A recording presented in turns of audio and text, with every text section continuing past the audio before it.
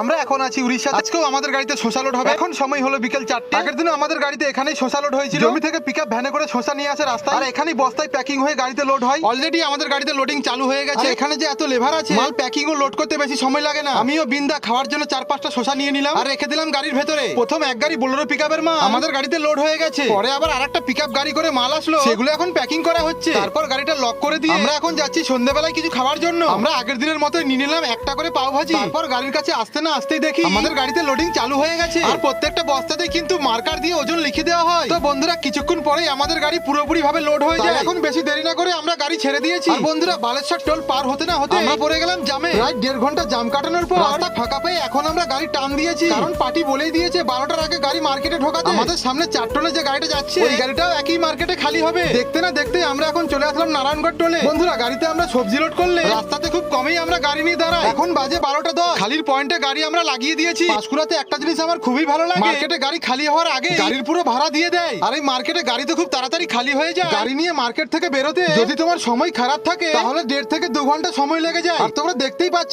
কত জাম লেগে আছে। আর এই মার্কেটে বোলেরো পিকআপ গাড়ি বেশি দেখা যায়। আমাদের গাড়ি খালি হতে না হতেই দেখি আমাদের গাড়ির সামনে একটা 16 চাকা এঁচুর খালি হচ্ছে। আর গাড়িটা ছিল অন্ধ্রপ্রদেশে, এঁচুরগুলো নিয়ে এসেছে ব্যাঙ্গালোর থেকে।